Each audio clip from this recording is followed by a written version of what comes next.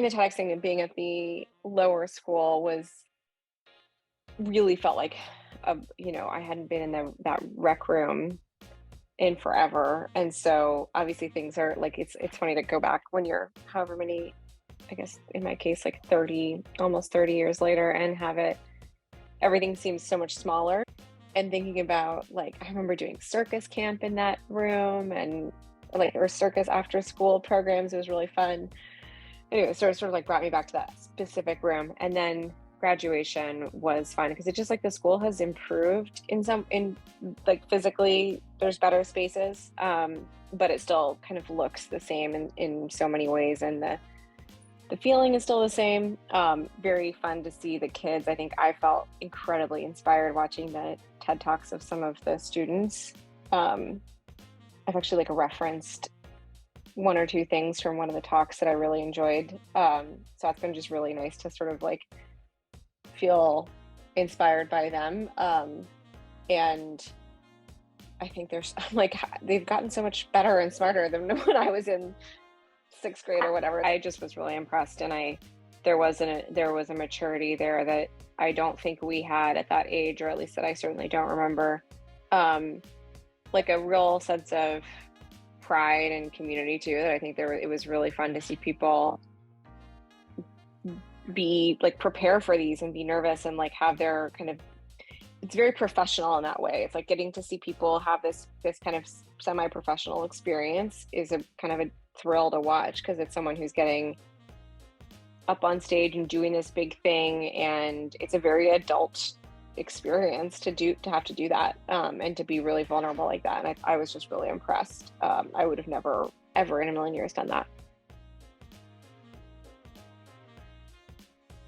I think EB makes you have a different lens on the world a lot earlier than you would otherwise. So I think most people grow up in one culture. Like I always grew up with, like, I mean, quite literally, I don't know if they still do this at EB, but quite literally taking French math and English math, which were two totally different types of math. It wasn't just the language was different. It was like a completely different. French math was geometry, which I don't think I understood at the time, but now, so it just is like this very, very different lens. And then you talk about, you learn history in a different way and geography in a different way. And so it forces you to just put on a different view pretty early on. And so you have to think in at a minimum, two different ways. Once I got to college, I think it was much more explicit for me that I was like, I want to just see what other cultures do. Like it was something I felt like I had an itch that started at EB that I really got to like scratch later on. And so going to studying abroad in a French speaking country was what first got me into basically like an extension of what I do today, weirdly, which was I studied abroad in Senegal. There that I figured I was really interested in microfinance.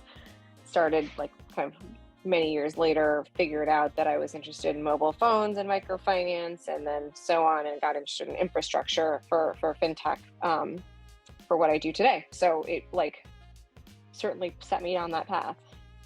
An experience like EB makes you open to it. You're like much more open-minded, much more willing to try new things, kind of thing. I think it just made me braver too. Like I think it's like you can kind of test things out, and like there's not one right way of doing things, because if you grow up in a couple cultures, you're going to see different ways of doing things. I understand it sort of trains your brain in a different way, the same way that I think learning music at a young age does. Like it just probably promotes like some sort of elasticity that, again, I couldn't really tell you about, but I fully believe. But it also just like makes it kind of goes back to being open. I think it makes you, being willing to experiment, accept that the way that you did things or the way that you grew up wasn't the only way to do things. There are everything from just different foods to like different family relationships, I think are become sort of like up for debate.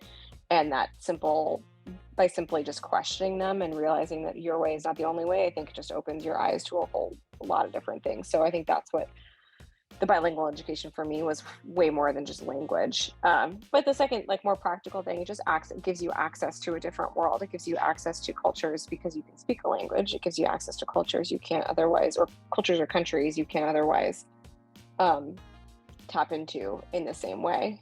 And it's pretty unique.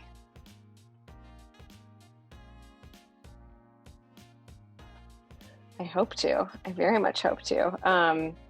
I already have started trying to read to him in French, to get him, like, set up for success there. Because I also know, like, I didn't grow up in a French household, so I feel like I want to give him as much as I can to prepare him, because there will be kids who come from French households.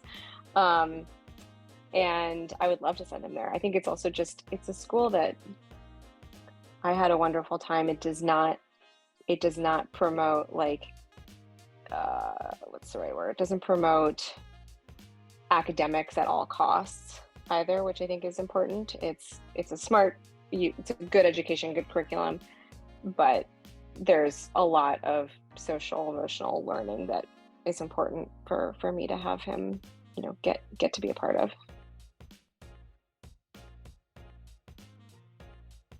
I think I very fondly remember snack time in the very early days. I remember eating, like, bread with butter, croissants with butter in very, very early days. I don't know if they still do that, because maybe there's kids with too many allergies now, but when I grew up, that wasn't as much of a thing. So we had just incredible snacks.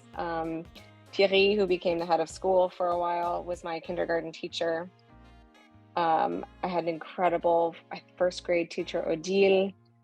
She was just, like, so warm and lovely, and she was the best.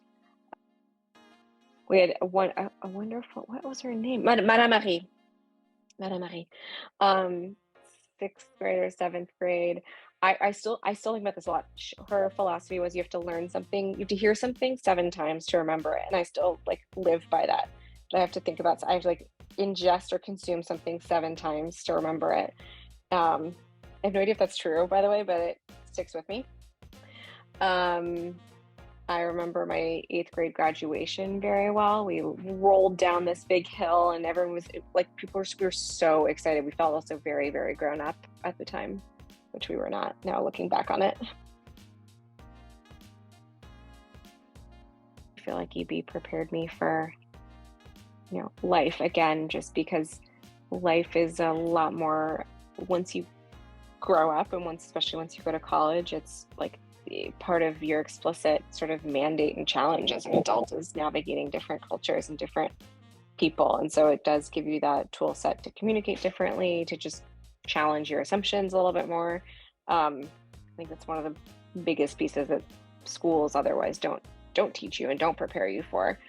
And yeah, completely feel like EB prepares you to be a citizen of the world by, again, the language is part of it. That's just one part of it, though. It's really so much more about being able to be brave in other cultures, feel comfortable going in and learning about other places and other styles of living and foods you're going to try, and being a little bit more daring than you might otherwise be. So I've certainly felt that in my life. It's really made it easier for me to connect with people around the world and like love traveling and love trying new things.